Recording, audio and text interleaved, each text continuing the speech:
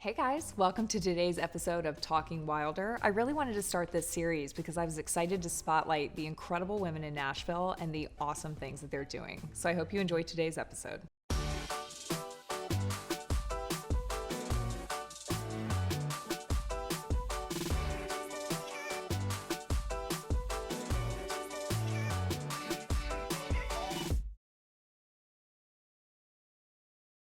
Hey guys, welcome to this week's episode of Talking Wilder. I am going to throw Asa under the bus a little bit because I did do this once before and he made me start over. But he's a perfectionist and I appreciate it because it's why everything looks so good.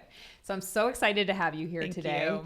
Amanda is a local business owner, and if you guys follow me on Instagram and check out my stories, you will see that I am at her restaurant probably every single day of the week. And on the days that I'm not there, I get concerned that the staff thinks that something has happened to me. So I do let them know when I'm like going away for a few days. I love it. So well, it's like family, right? It is at this point. So thank you so much for coming today. Of course, thank you for having me. I'd love to just get a quick intro on you, explain to everybody who you are, what you do, when you ended up in Nashville and everything like that. Because we were just talking, we have a mutual, we both moved here from Los Angeles, and in LA, the health food scene there is just, it's so easy to find healthy food, organic food. There's just a million options.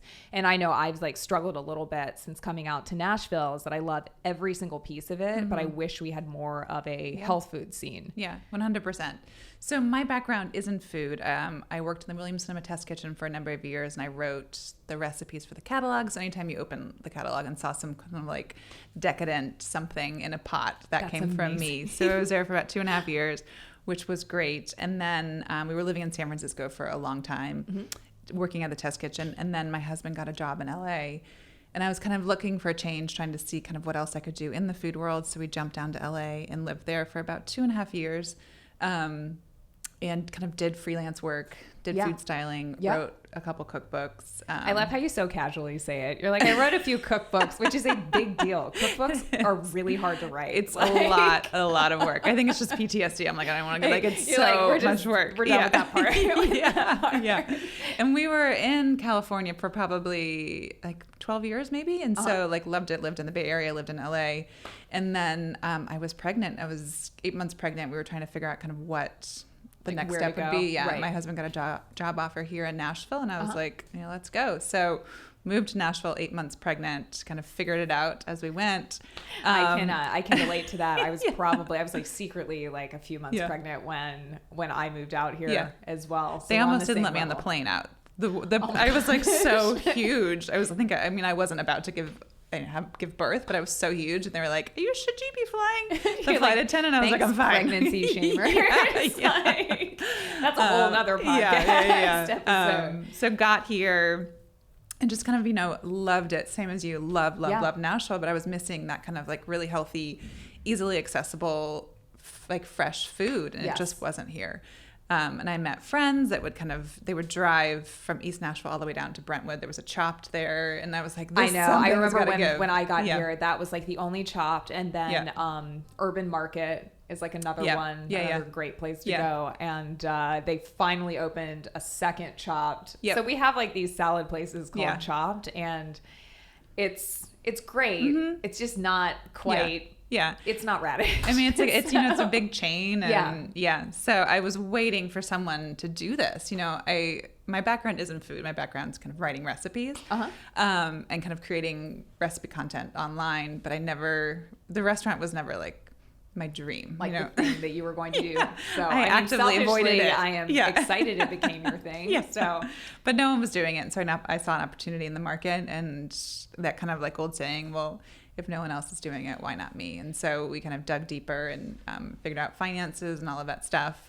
And we opened August 2020 in the middle of a pandemic. Oh my gosh. And how old were your children when you opened it? Because this isn't, I interview a lot of moms, working moms, stay-at-home moms, everything like that, or, women in Nashville doing amazing things without kids. But I always think like it's so interesting as somebody who has my own business and is trying to find that the non-balance balance of being a working mom. It's just interesting to me to kind of hear, how did you do that? Like you had two at the time, right? Two young children, and opening something like a restaurant is completely different than even what I'm doing over here. That must have just been a massive undertaking.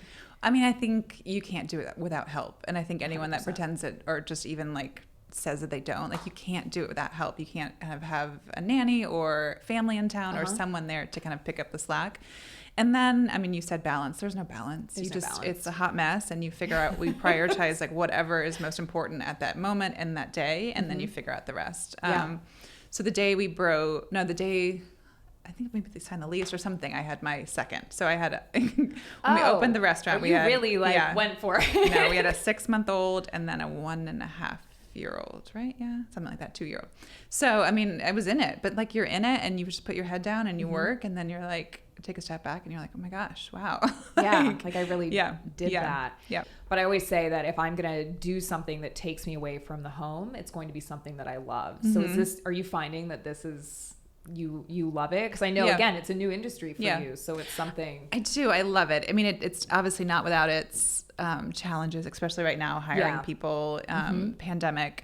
But I love building like the business, and I love the behind the scenes. And I mean, I did see you, I feel like, in the kitchen over there doing dressing the other night. It's a total Instagram stalker. I know. No, and I mean, I'm always happy to be in the kitchen, and that's like, in the beginning I was hiding in the kitchen, and my husband was finally like, clean yourself up, put yourself out in front, like pull it together. You can't be hiding, like prepping carrots. That's not a good use of your time. But I love the food, and I love serving people, and I love just creating this business. Honestly, every time that I go over there, it's around lunchtime, and it's full. Y'all are busy. And I will say, I have to say, I've had the best experiences over there with, I say women because I feel like I just mainly see women working there, but they're always like happy, and they're complimentary of my outfits, which I love. One of them even noticed like my necklace the other day, and I was like, I'm coming here all the time. So. Well, I mean, culture is really important to us, and kind of when I started this business, kind of thinking what normally doesn't take place in the restaurant industry. A lot of it's culture, respect, how you treat customers, how you treat your employees. And so that was really important to me, because I do think if you treat your employees well, they're going to treat your customer well. Yes, 100%. And so what would you say if you've got somebody, and I know this is kind of general, but if you've got somebody that wants to not even open a restaurant, but open a business in a space that they're not fully, like, it's the first time they're doing something. Like first time writing a cookbook, first time like opening a business. Do you have anything that you feel like really helped you? Was it researching? Was it bouncing ideas off of friends? Like, is there anything that you can kind of say that helped you through that? I mean, I think research 100%. And my husband's my business partner. He has a full-time job, but does like the finances and stuff that I can't do at night. So when he we kind of reconvene after the girls go to bed, but he's really great at the numbers, and we researched and we talked to a lot of people, especially kind of in California and New York, where this model of a restaurant is more readily available. So looked at the numbers, trying to figure out kind of what works that way. And so research, and then I think a lot of it is just like figuring it out as you go. No one knows what they're doing. No one has all the answers. You can ask 100%. Questions, and you can be curious, and you can research, but at some point you just have to do it. I actually say that a lot, because I feel like for a long time, I've worked in a lot of different industries. I've got a background in television. I ghostwrite books. I'm a real estate agent. It's just like all over the place. And I feel like one of the mistakes I would make early on, and I'm 38 now, so say in my 20s, was almost like researching and preparing too much when you don't realize that, and obviously there's a financial aspect to like opening a business that you have to prepare for. But almost like being so scared of messing up that I wouldn't jump.